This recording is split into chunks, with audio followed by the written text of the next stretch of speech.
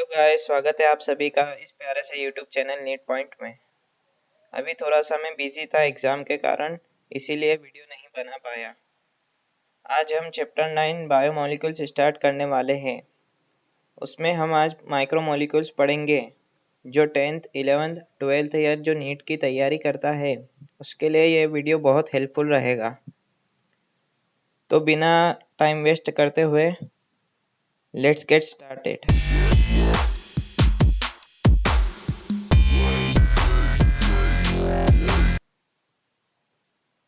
अभी तक आपने मेरे चैनल को सब्सक्राइब नहीं किया तो सब्सक्राइब कर लीजिएगा और बेल आइकन को दबा दीजिएगा। अगर आपको ये वीडियो अच्छी लगती है तो और वीडियो देख सकते हो आप।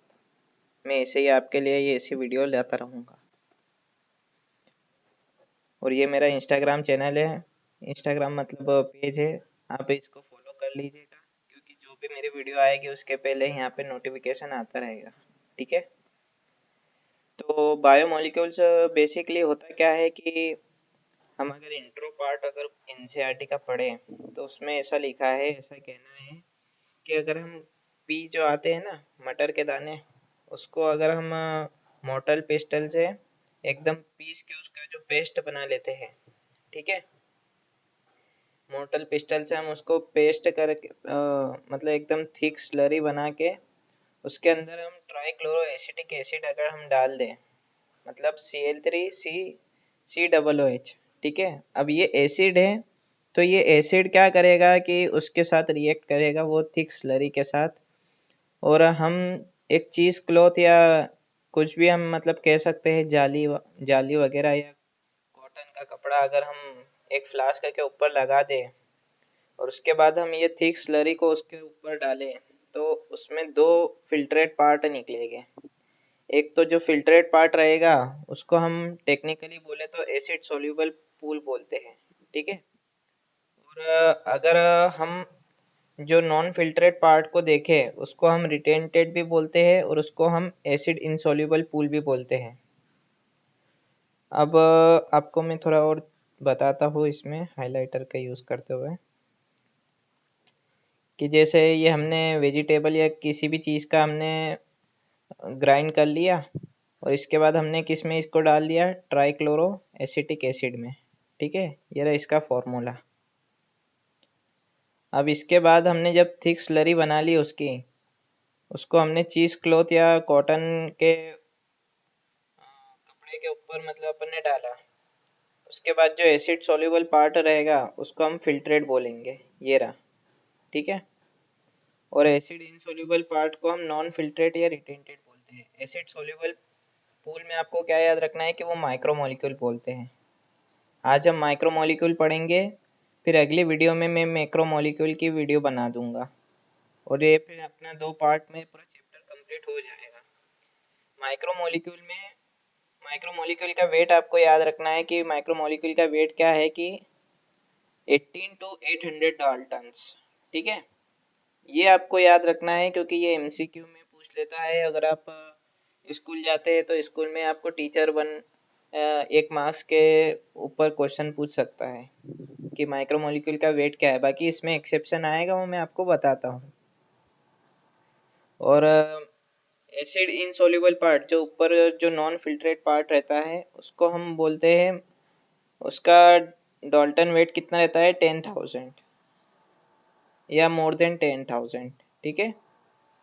और एसिड सॉल्युबल पार्ट में हम पढ़ेंगे क्या कि अमाइनो एसिड आ जाते हैं क्योंकि वो एसिड से रिएक्ट करके एसिड सॉल्युबल पार्ट बना लेते हैं, इसीलिए वो फिल्ट्रेट पार्ट में आ जाते हैं। बीकर जो बीकर रहता है जिसके अंदर वो जूस आता है उसमें क्या क्या चीज़ मिली रहती है अपने को, अमाइनो एसिड, मोनोसेकेराइड। मोनोसेकेराइड क्या होता है हम आगे पढ़ते हैं, और न्यूक्लियोटाइड, न्यूक्लियोटाइड भी हम आगे आपको बताते हैं।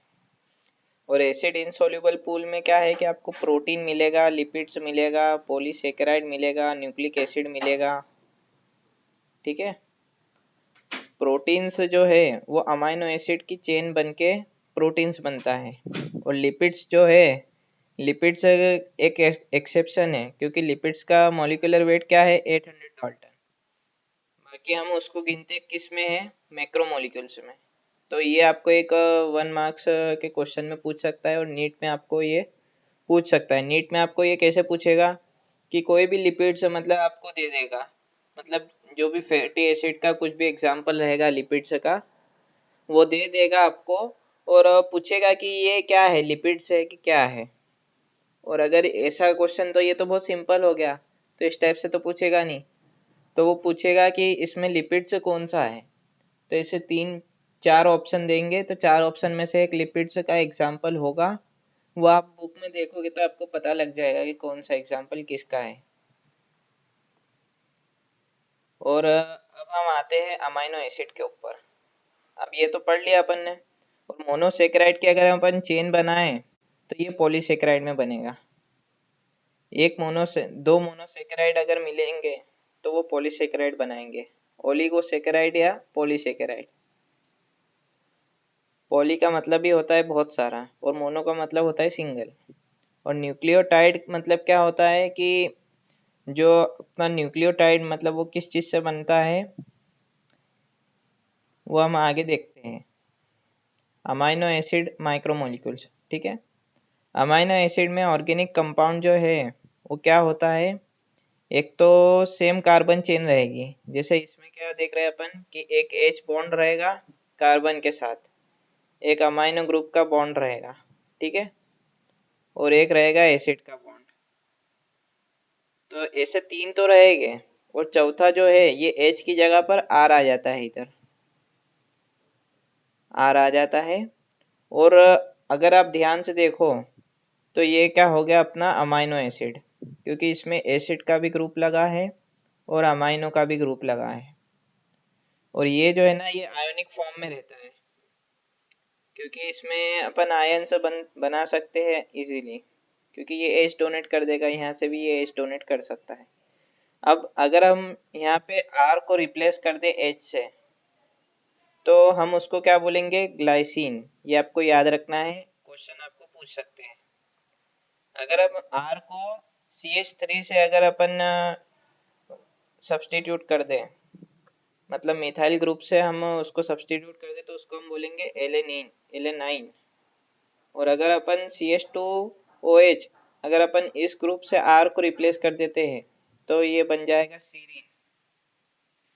यहाँ पे जो है ना कार्बन के नीचे कोई सा भी R ग्रुप हो सकता है, चाहे वो मीथेन हो, इथेन हो, प्रोपेन हो, ब्यूटेन हो, पेंटेन हो, कुछ भी हो सकता है। बाकी अगर मीथेन हुआ तो हम क्या बोलेंगे, एलेनाइन। और अगर अपन ने उसको रिप्लेस कर दिया किस चीज़ से, हाइड्रोजन से, तो ग्लाइसिन नाम हो जाएगा। और अगर अपन ने उसको रिप्लेस कर दिया CH2OH, मतलब ऐड कर दिया अपन ने OH को, रिप्लेस कर दिया H को हटाकर OH अपन ने लगा दिया, तो वो क्या बन जाएगा, सीरीन। ये तीनों एग्जाम्पल याद रखने हैं, और उसमें क्या क्या ग्रुप बदलाए हैं वो भी आपको याद रखना है। अब इसको अल्फा अमाइनो एसिड क्यों बोलते हैं, क्योंकि ये कार्बन जो है ना ये फर्स्ट कार्बन है। ये फर्स्ट कार्बन है जिससे अमाइनो ग्रुप भी जुड़ा है, और जिससे कार्बोक्सिलिक एसिड मतलब एसिड वाला ग्रुप भी जुड़ा है। तो ये कार्बन जो है ये सेकंड कार्बन हो गया, क्योंकि अपन गिनते हैं ऑर्गेनिक केमिस्ट्री में, तो ये फर्स्ट कार्बन होता है, और ये जो होता है ये सेकंड कार्बन होता है। तो ऐसा करके अपन देखें तो ये जो है ना ये एसिड है, तो इसको अपन कार्बन इसका गिनेंगे नहीं, बाकी जो इससे जुड़ता हुआ जो कार्बन रहेगा उसको हम गिनेंगे। तो ये 1 2 से इतना कन्फ्यूजन नहीं होना चाहिए। सिर्फ ऐसा होना चाहिए कि जो भी फंक्शनल ग्रुप लगा है, जैसे ये फंक्शनल ग्रुप है पूरा, तो इससे कौन सा कार्बन पहला जुड़ा है वो अल्फा कार्बन होएगा। और अल्फा अमाइनो एसिड क्यों बोल रहे हैं, क्योंकि अल्फा में अमाइन भी आ गया है ग्रुप जुड़ा हुआ, और अल्फा में एसिड भी आ गया है। हम अब आगे चलते हैं। अब इसमें हम देखते हैं कि एरोमेटिक कंपाउंड जो आते हैं, तो एरोमेटिक कंपाउंड में टायरोसिन आता है एग्जाम्पल, फिनाइल एलानाइन आता है, और ट्रिप्टोफान आता है।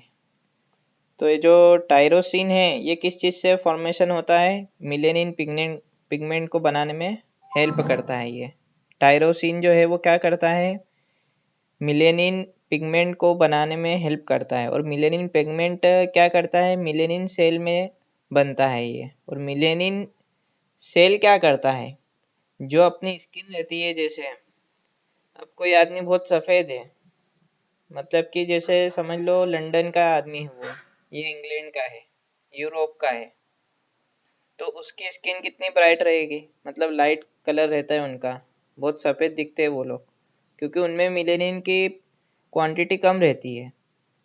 अब जैसे ही मतलब वो धूप में जाते हैं वो थोड़े काले होते हैं, वैसे भी उनमें मिलेनिन क्वांटिटी ज़्यादा होगी, मिलेनिन पिगमेंट या मिलेनिन सेल की, तो वो काले होते जाएंगे। जैसे अफ्रीका के लोगों में मिलेनिन की क्वांटिटी बहुत ज़्यादा रहती है, इसीलिए वो काले होते हैं। और मिलेनिन पिगमेंट बनाने के लिए कौन सा अमाइनो एसिड लगता है, तो मिलेनोसाइट्स अमाइनो एसिड, ये आपको याद रखना है, melanocytes amino acid melanin pigment को बनाने के लिए। और मिलेनिन पिगमेंट कहाँ पे बनता है, मिलेनिन सेल के अंदर।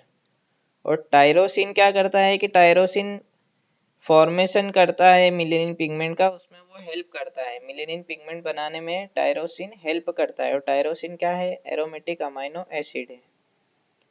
मिलेनिन पिगमेंट में दो चीज हेल्प कर रही है, एक तो मिलेनोसाइट अमाइनो एसिड और एक टायरोसिन।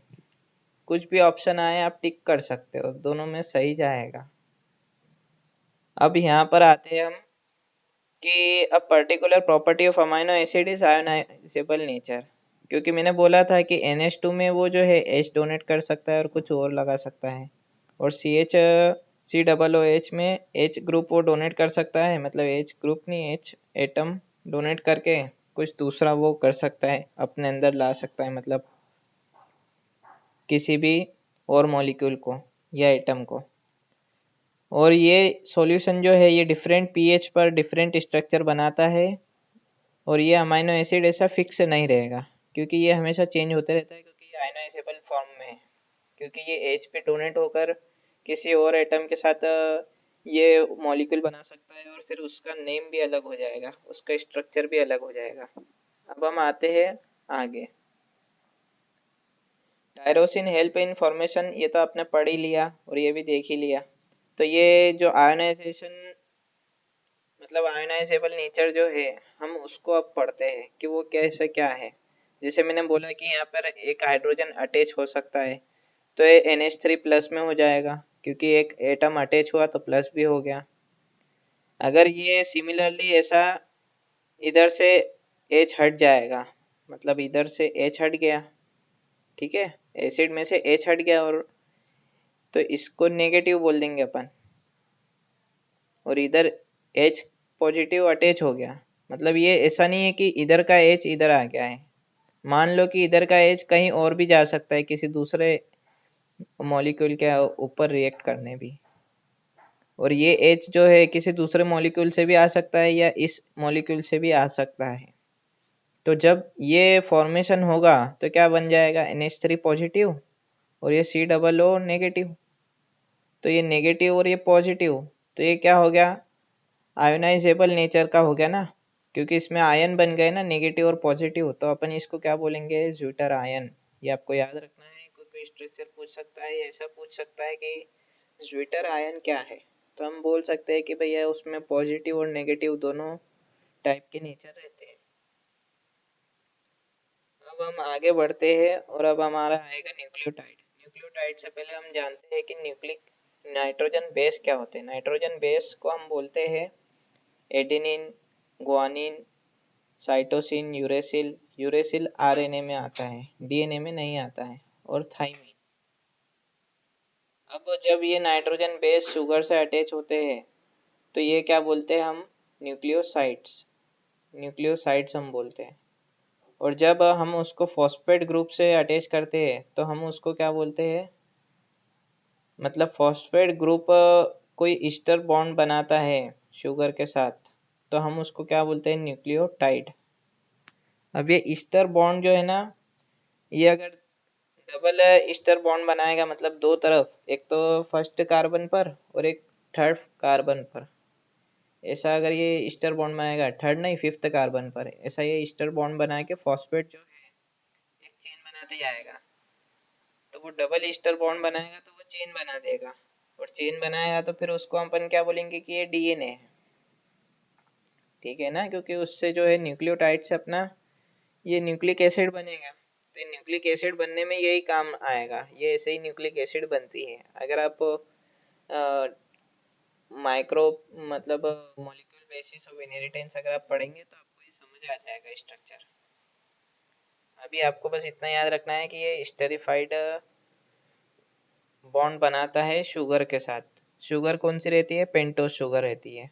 पेंटोस शुगर का जो स्ट्रक्चर रहता है वो आप देख सकते हो, नेट पे आपको मिल जाएगा, आपकी बुक में भी रहेगा, वो मिल जाएगा, आप देख लेना। तो जब नाइट्रोजन बेस किसी भी शुगर पार्ट से मिलता है, मतलब पेंटोस शुगर से अगर वो रिएक्ट करता है नाइट्रोजन बेस, तो वो क्या बना लेता है? एडिनोसाइन, ग्वानोसाइन, सबके आगे साइन लग जाएगा। यूरेडाइन, थाइमिडाइन, ग्वानोसाइन, साइटिडाइन, थाइमिडाइन, यूरेडाइन और साइटिडाइन। ये डाइन याद रखना है। रेडिनेसाइन और ग्वानोसाइन ये न्यूक्लियोसाइड में होता है, ठीक है। न्यूक्लियोटाइड्स में क्या होता है कि adenylic acid, thymidylic acid, गुआनिलिक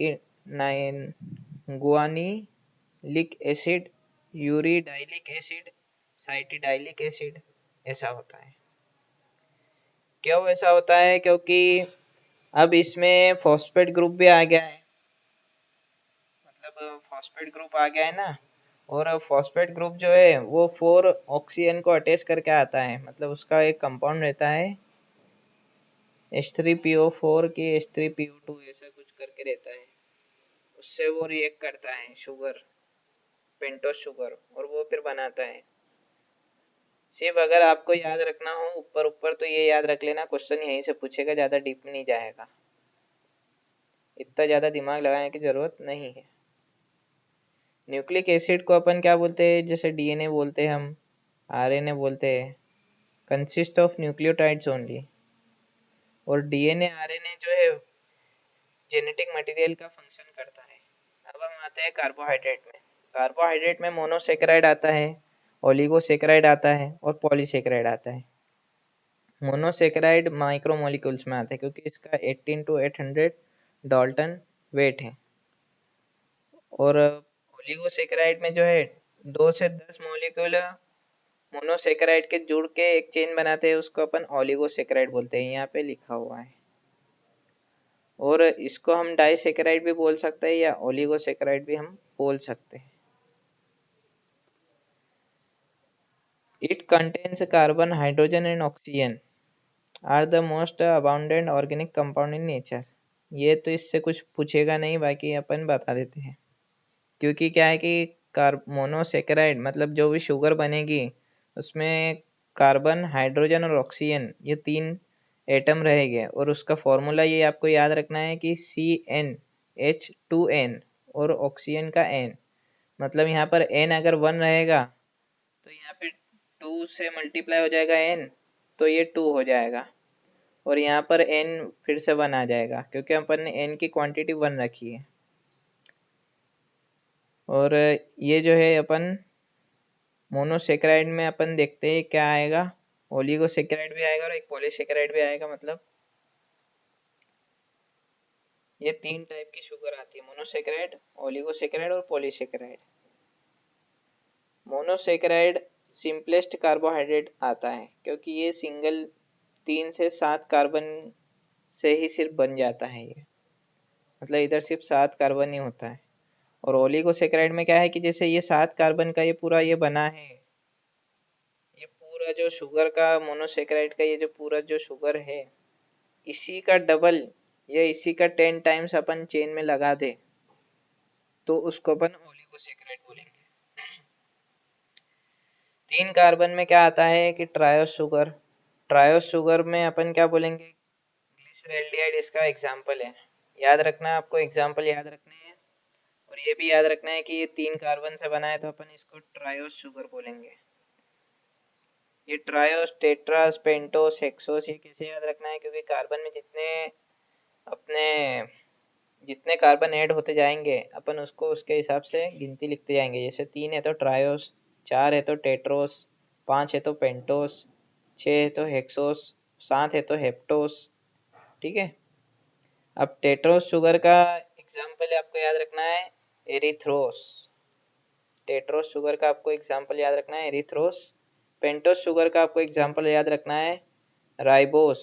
ribose में मतलब डीएनए और आरएनए, क्योंकि ये पेंटोस शुगर से बनता है ना, मैंने अभी बताया था पीछे आपको कि पेंटोस शुगर के अगर चेन बना ले तो वो डीएनए और आरएनए बन जाता है, मतलब न्यूक्लिक एसिड अपन इसको बोल सकते हैं। न्यूक्लिक एसिड का मतलब ही यही होता है कि डीएनए और आरएनए कुछ भी हो सकता है। हेक्सोस शुगर C6H12O6, अपन इसको क्या बोलते हैं, ग्लूकोस या फ्रक्टोस, ये तो सभी को पता होगा। ओके। और हेप्टोस शुगर में सेडोहेप्टोस आपको ये याद रखना है, एग्जाम्पल पूछ सकता है आपको। आपको सभी चीज याद रखनी है A to Z, क्योंकि क्या है कि क्वेश्चन कहीं से भी पूछ सकता है। 10th वाला बच्चा हो तो उसको भी ऐसा ध्यान रखना चाहिए कि भाई अब बोर्ड एग्जाम है तो वो लोग बाहर से भी क्वेश्चन पूछ सकते हैं, क्योंकि पेपर स्कूल वाले नहीं बनाते हैं। और 11th वाले बच्चे का ऐसा है कि अगर कोई स्कूल में इसी नीट की तैयारी कराते हो तो ये सब पूछ सकते हैं, क्योंकि वो लोग रेफरेंस बुक को देख के क्वेश्चन पेपर बनाते हैं पूरा। और मैंने जो है ये सब कुछ अपना हर चीज से मतलब बेसिस से, मतलब हर बुक से अपन ने पूरा निकाल के रखा है मेरे नोट्स के अंदर। अगर आपको लगता है कि ये काम की चीज है तो आप इसका स्क्रीनशॉट खींच लीजिएगा। हेक्सोस शुगर, या तो अगर आप जो है ना इसको लिख लो तो ज़्यादा बेटर है, क्योंकि स्क्रीनशॉट में क्या है कि आपको ढूंढना पड़ेगा कि अच्छा इसके बाद ये स्लाइड है और कुछ आगे पीछे फोटो हो गए तो फिर आपको ढूंढने में परेशानी होगी। उससे अच्छा है कि अगर आप लिखते चले जाओ तो ज़्यादा बेटर है। हेक्सोस शुगर में क्या आता है कि एल्डिहाइड और कीटो ग्रुप आता है, मतलब जो OH लगा रहता है ना उसमें, मतलब एक तो कीटो ग्रुप आता है। कीटो का मतलब क्या होता है कि कार्बन से डायरेक्ट ऑक्सीजन अटैच है और हाइड्रोजन नहीं है उसके उसके साथ अटैच। जैसे यहाँ पे भी कार्बन हो जाएगा, अब ये कार्बन हो गया और यहाँ पर भी जो देखे अपन तो यहाँ पे भी कार्बन हो गया। और इधर जो एल्डिहाइड रहता है, एल्डिहाइड ग्रुप को क्या बोलते हैं अपन, कि ये कार्बन है अपना, तो यहाँ से एक H अटैच हो गया, यहाँ पे OH आ गया, मतलब OH नहीं सिर्फ ऑक्सीजन आ गया यहाँ पर, यहाँ पे H अटैच हो गया और यहाँ पे देखो तो कार्बन अटैच हो गया।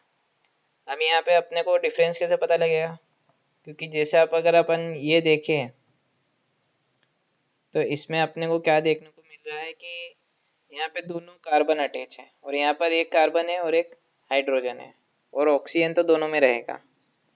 इसको एल्डिहाइड बोलेंगे और इसको अपन जो है कीटो बोलेंगे। किसको, ये वाले को, ये कीटो है। Aldehyde group contains Eldhose sugar. जो एल्डिहाइड ग्रुप रहता है ना उसको अपन एल्डोस शुगर बोलते हैं। जैसे ग्लूकोस आ जाता है या ब्लड शुगर आ जाता है या उसको एल्डोस शुगर भी बोलते हैं अपन। और कीटोन ग्रुप जो आता है उसको अपन क्या बोलते हैं, कीटोस शुगर। जैसे फ्रक्टोस, ये आपको ध्यान रखना है कि हेक्सोस शुगर में भी दो टाइप रहते हैं, एक तो एल्डिहाइड कंटेनिंग शुगर और एक कीटोन ग्रुप कंटेनिंग शुगर। तो एल्डिहाइड कंटेनिंग शुगर क्या हो जाएगा, ग्लूकोस, ग्लूकोस या अपना ब्लड शुगर।